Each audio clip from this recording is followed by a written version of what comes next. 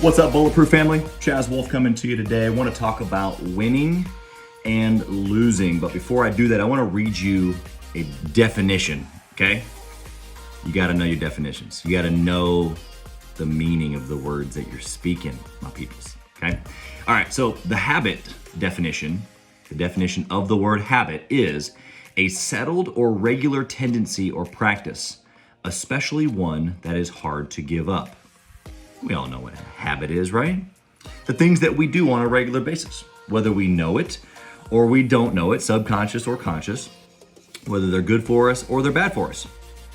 Did you know that winning and losing are habits? Well, what do you mean, Chaz? I don't want the habit of losing. I only want to win, right? Like, that's what we want. But our daily actions speak otherwise. Right? The things that we consciously do and the things that we're subconsciously doing, or the things that we've trained ourselves to do long enough that it becomes subconscious. Give you a couple of examples. All right, so you might be in sales, right?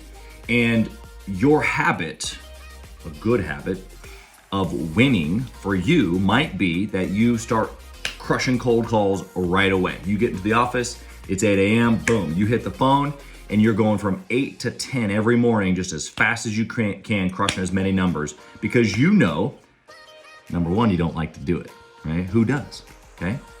But that you also know that the result of a consistent effort of 2 or 3 or 4 hours every single day of cold calling in your industry is going to generate interest, which is going to generate conversations and leads, and then therefore deals, right? Sometimes you can quantify it. Sometimes you know that I'm going to do this action repeatedly over and over and over because I know it builds my pipeline, right? Okay, another habit might be before COVID, when I was going to an office every single day, I parked in a specific spot in the office. Can you guess which one? The furthest possible spot. Now, what does that have to do with winning, Chaz? Okay, I'll tell you. Just like choosing the stairs instead of the elevator, right? So it's a health habit for me. It's if I park when I go to the store, I want to park as far away as possible, because what does it make me do? It makes me walk, right? I already walk fast, so I'm gonna get my heart rate up, and it leads to good choices. I'm winning. I'm staying fit with little decisions, right? Now that's kind of a menial, like maybe you do that, maybe you don't. None of our winning habits tend to be like, oh my gosh, that's the one, right? But when you think about them in general, whether you're winning or whether you're losing, the story is made up of a bunch of little decisions, okay? It's made up of a bunch of little habits, things that you do daily, weekly, monthly, things that you are consciously thinking of and things that you're not, right? Could be around, like I said, making deals. It could be outreach and email. It could be outreach on social media.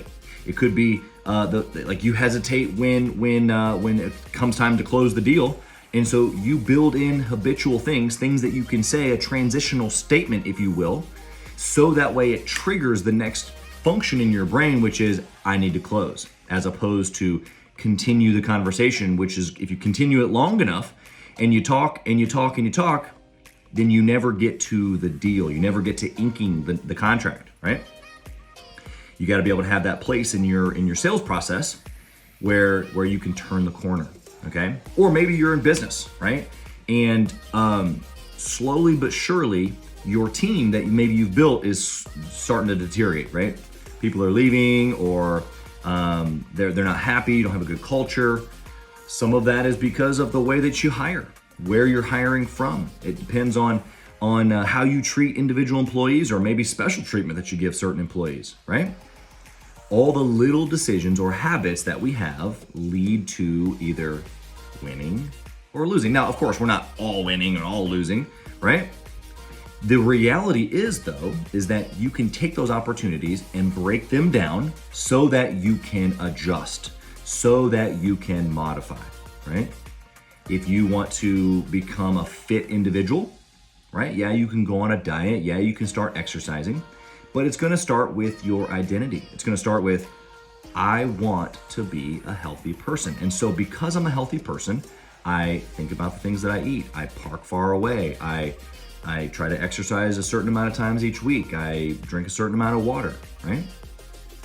For you as a successful salesperson or business person, you're gonna have certain things, metrics that you're gonna wanna hit. Now, it's not just about the numbers, but it's about the actions or the functions of your habits. And are you winning, right? Because it's a habit. Winning is a habit.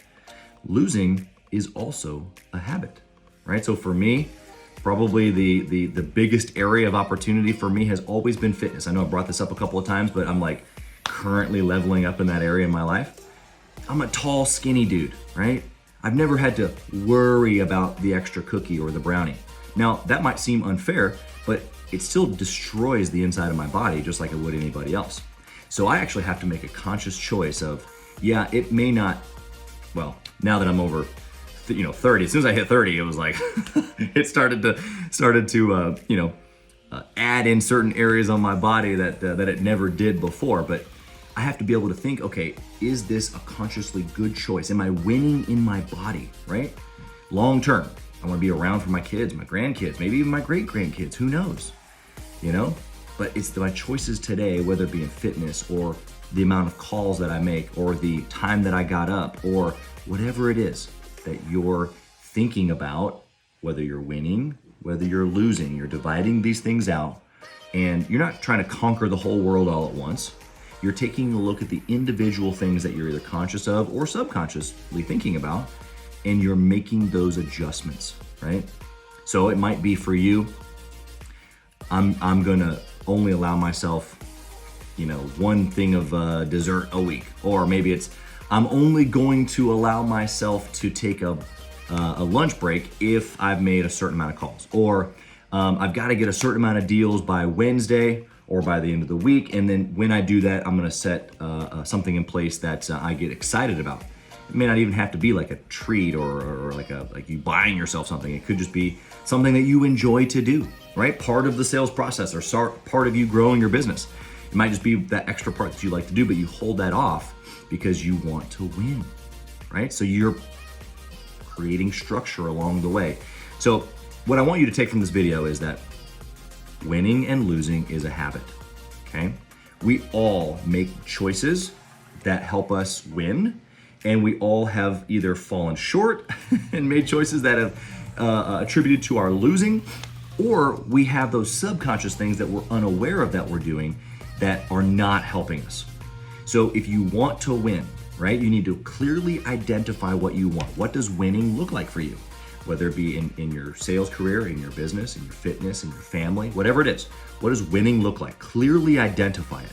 That way, when you filter your decisions, conscious or subconscious, you can ask yourself, does it help me get what I want?